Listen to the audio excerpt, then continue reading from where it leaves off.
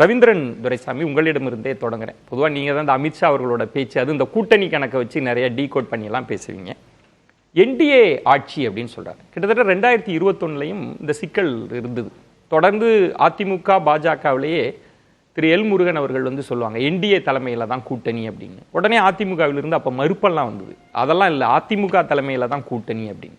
இன்னைக்கு அமித்ஷா அவர்கள் வந்து என்டிஏ ஆட்சி அப்படின்னு சொன்னார்னா அது என்ன செய்தியை சொல்லுது? இதுல என்ன கூட்டணி கணக்கோடு அமித்ஷா பேசியிருக்கு? 2021க்கு முன்னாடி மக்களவை தேர்தலில் 5 இடங்களில் மட்டும் போட்டியிட்டு பாஜகவோட பலம் 3.7% வாக்குகள் தான். அவங்க ஒரு இடங்களில் கூட அன்னைக்கும் வெற்றி பெறல. அது 2021ல் 20 சீட்டுக்கு பாஜக வாங்கிட்டு போனாங்கன்னா அது வேறு சில காரணங்கள் நான் உங்கள் விவாதத்திலே சொல்லியிருக்கிறேன். காங்கிரஸ் பிடிக்குள்ள திமுக போகிறத மோடி விரும்பல.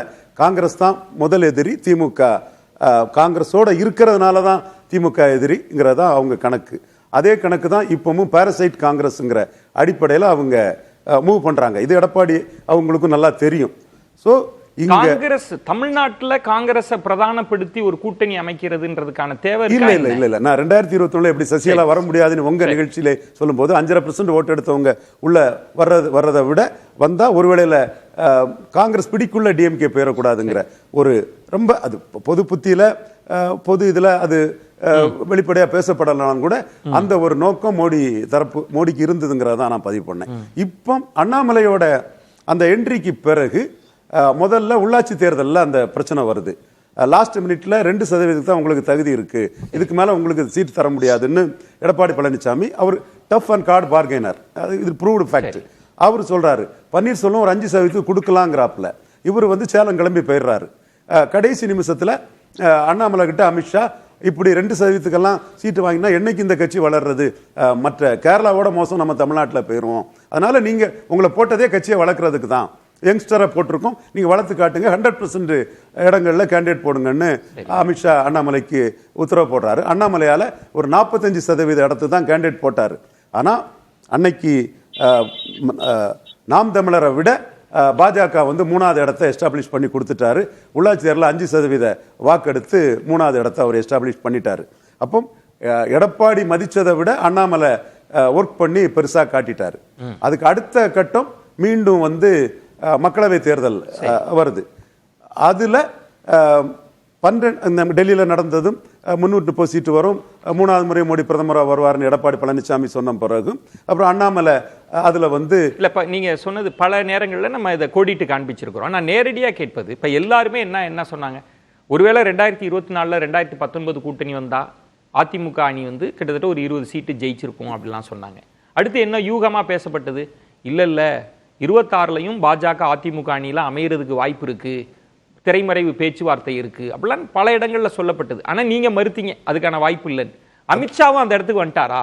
என்டிஏ தலைமையில் ஆட்சினா யாரு இருப்பாங்க, எப்படி அமையும்னு ஒரு கேள்வி இருக்கு. 24ல் மக்களவையிலே அமையாத போது 26 சட்டமன்றத்தை அவங்க 29 மக்களவைக்காக தான் அவங்க மூவ் பண்ணுவாங்க. 29 மக்களவையில மோடி தலைமையில ஒரு 1-to-1 வரக்கூடிய அளவுக்கு ஒரு சூழ்நிலையை உருவாக்குறதுக்கு தான் 26 அவங்க பயன்படுத்துவாங்க. ஏடிஎம்கே அலைன்ஸ் வாய்ப்பு இல்லைன்றீங்களா? ஏடிஎம்கே அலைன்ஸ் தான் அதை சொல்ல வந்த மியூச்சுவல் மிஸ்ட்ரஸ்ட், பரஸ்பர நம்பிக்கையின்மை.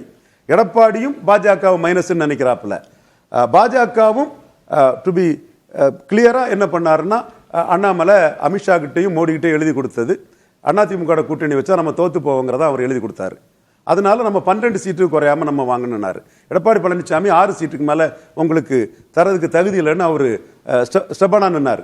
சோ எடப்பாடி பழனிசாமி பாஜகவை நினைக்கிறதையும் அண்ணாமலை எடப்பாடி பழனிசாமி தரப்ப நினைக்கிறதையும் எப்படி நீங்க பிரிட்ஜ் பண்ணி விடுவீங்க? ரெண்டையும் இணைக்கணும். இப்ப பரஸ்பர நம்பிக்கையின்மை 2 தரப்புக்கு இருக்குன்றீங்க. இப்ப என்டிஏவை வலுப்படுத்த என்ன செய்வார்? அப்ப அவரோட கணக்கு என்ன? ஏடிஎம்கேன்றதுதான் பெருங்கட்சி, நீங்க வெற்றி பெறணும்னா அவங்களோட ஒரு அலைன்ஸ் ஃபார்ம் பண்ணாதான் வெற்றிக்கான என்ன தொட முடியும். இப்ப ஏடிஎம்கே இல்லாம என்ன கணக்கு? ஏடிஎம்கேங்கிறது எடப்பாடி வந்து பாஜக மைனஸ் 18% கிறிஸ்டின் முஸ்லீம் ஓட்டுக்கு அது நெகட்டிவ்ங்கிறதுல அவங்க தெளிவா சொல்லிட்டு இருக்காங்க. ஜெயக்குமார், சிவி சண்முகம் போன்றவங்க எல்லாம் அதுக்கு எதிராக அவங்க சொல்றாங்க. ஆனா என்ன சொல்லப்பட்டது, எப்படியாவது பாஜக வழிக்கு கொண்டு வந்துரும், இந்த கூட்டணி தான் வரப்போகுது, அங்க பேச்சுவார்த்தை இங்க பேச்சுவார்த்தை எல்லாம் சொல்றாங்கல்ல. அமித்ஷா பேசுனதை எப்படி புரிஞ்சுக்கிறது? இல்ல, அவங்களுக்கு ரொம்ப முக்கியமான பார்லிமெண்ட் எலெக்ஷன்ல எடப்பாடி வரலையே, இதுக்கு வரமாட்டாரு முடிவு. கண்டிப்பா அசம்பிளி எலெக்ஷன்ல அவர் எப்படி வருவாரு? அவரு என்ன ஃபீல் பண்றாரு? 2001ல் கலைஞர் தோத்தது கிறிஸ்டின் முஸ்லீம் கன்சால்டேஷன், 2006 ஜெயலலிதா அம்மையார் வந்து இந்துக்கள் ஓட்டுல அதிகம் கிடைச்சும் கிறிஸ்டின் முஸ்லீம் கன்சல்டேஷன்ல தான் தோத்தாரு. அவர் 2021 5% டிஃபரன்ஸ்ல தோத்தது. ஸ்டாலின் தரப்புக்கு வந்து 13+5 18% கிறிஸ்டின் முஸ்லீம் கன்சல்டேட் ஆனனால தான் தோத்துது. பாஜக இருந்தா அது எதிராக இருக்கு. அமித்ஷாவோட கணக்குன்றது என்டிஏ தான்.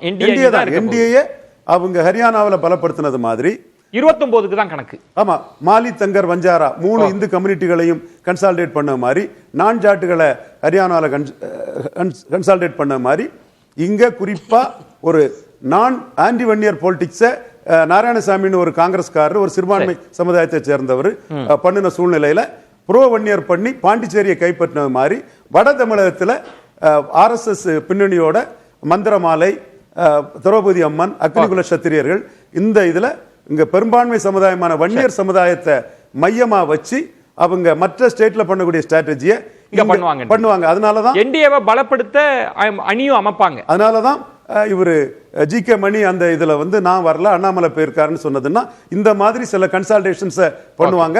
அது 18ங்கிறத பெரிய அளவுக்கு உயர்த்தக்கூடிய அரசியலை தான் பண்ணுவாங்க.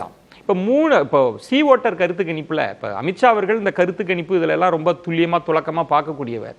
சி ஓட்டர் கருத்து கணிப்பு என்ன சொல்லுதுன்னா, இருமுனை போட்டி இல்லாம 3 முனைன்னா அட்வான்டேஜ் டிஎம்கேக்குன்னு சொல்லுது இல்ல, அது அமித்ஷா அவர்கள் உணர்ந்திருக்க மாட்டாங்களா? அட்வான்டேஜ் டிஎம்கேக்குன்னு சொல்லும் போது அந்த சி ஓட்டர் கருத்து கணிப்பில் உள்ள ஷீட் ஷேரிங்க்கு எடப்பாடி சம்மதிப்பாரா?